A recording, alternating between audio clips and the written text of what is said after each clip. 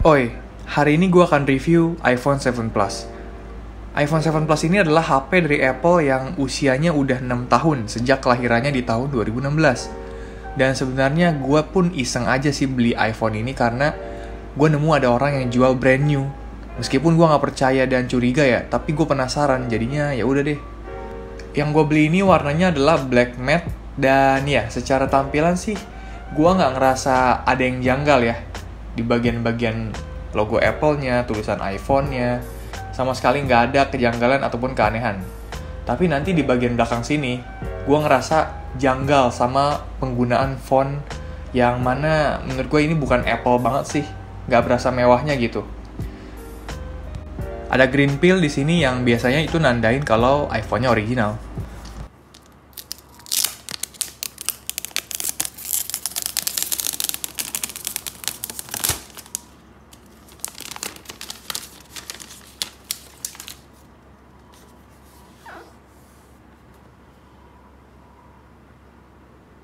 Lanjut, gue buka dulu boxnya dan seperti biasa, yang pertama kelihatan pasti si kertas ini, yang ada tulisan desain bla bla bla ini.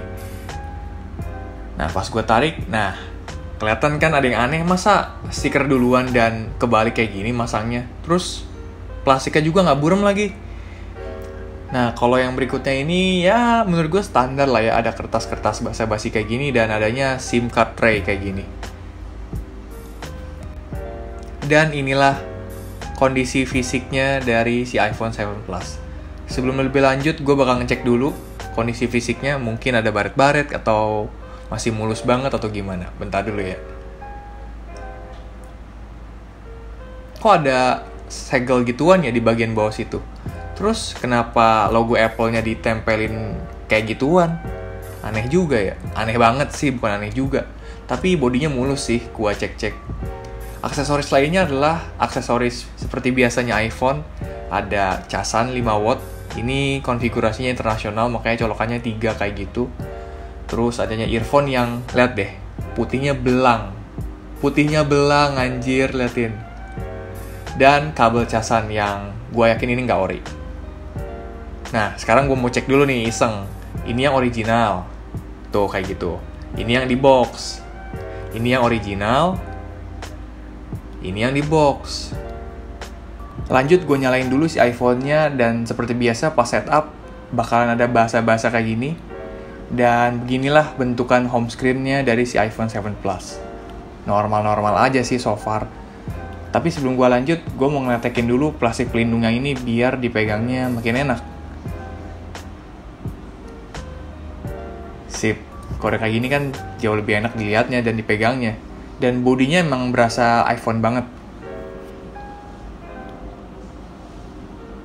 Oke, lanjut gue bakal setup fingerprint dari si iPhone 7 Plus ini. Dan menurut gue, it works well. Gak ada masalah apapun. Dan lancar-lancar aja. Pun layar juga gue coba tes kayak gini, smooth-smooth aja sih. Gak ada nge-lag, gak ada apa. Gue gak tahu sih kedepannya bakal kayak gimana, tapi ya, it's nice. Dan gue bakal update dulu ke 15,3. Sip, udah beres. Sekarang gue mau lanjut cek serial number-nya dan ternyata kayak gini. Fuck, ini kenapa ya? Nggak valid. Dan kalau dari kode bodinya itu, ini tuh M kan awalnya, jadi artinya retail unit, bukan refurbish atau replacement. Tapi kodenya itu nggak sesuai juga sama apa yang dicantumin di Wikipedia.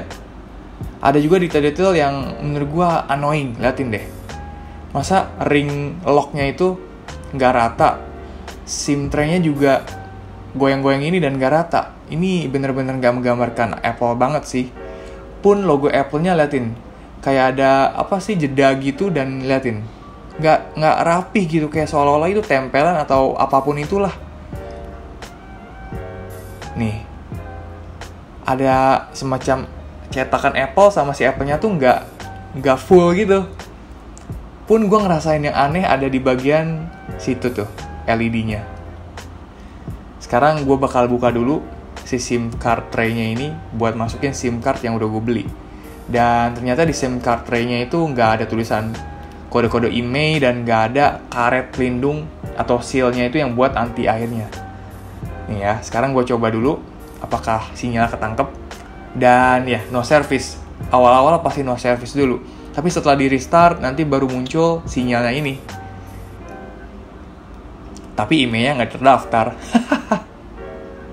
Gue bakal lanjut ngetes pakai aplikasi 3U Tools.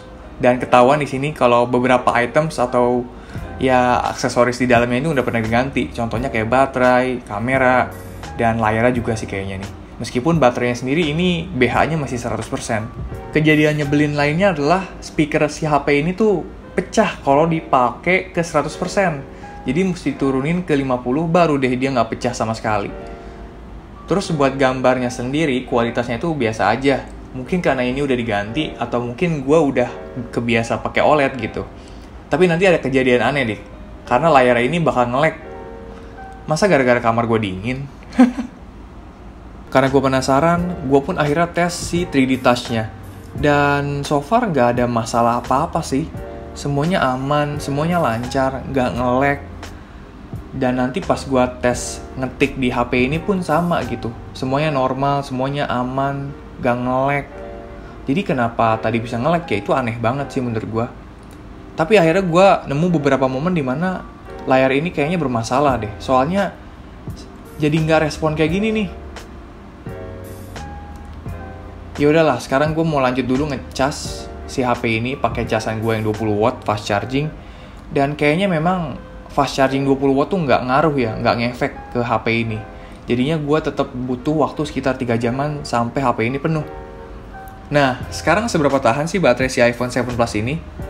Well, gue bisa bilang sekitar 5 jam. Dengan catatan, 5 jam itu dari 100% ke 30%. Dan pemakaian gue sendiri di awal-awal konektivitasnya gue pakai seluler, terus gue pindah ke WiFi. Mungkin kalau dari awal gue pakai konektivitasnya WiFi, durasinya pasti lebih panjang. Dan secara pemakaian pun gue pakai HP ini buat main IG, main TikTok, main Twitter, browsing-browsing di e-commerce, ngedit-ngedit foto, baca buku, sampai gue pakai main game. Dan so far pada saat gue pakai main game, gue nggak ngerasa HP ini panas-panas banget sih, masih bisa gue tolerir. Dan settingan grafisnya sendiri gue set full high. Dan surprisingly, jarang-jarang loh nge-lag-nya untuk ukuran HP yang usianya udah 6 tahun. Yang artinya juga 6 tahun ketinggalan secara teknologi grafis dari iPhone sekarang.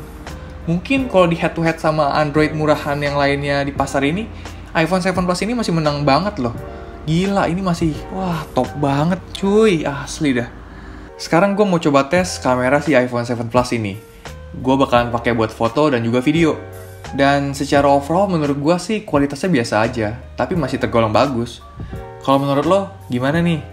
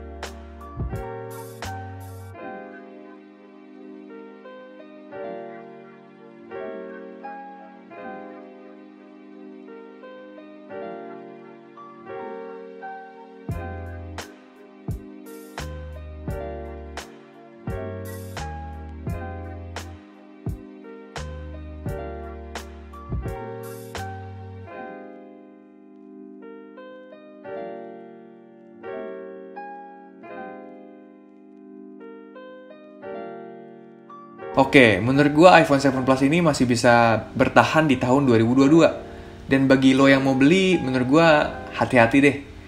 Ya, kecuali lo bisa terima resikonya kayak gue ini. Sekian dari gue, bye.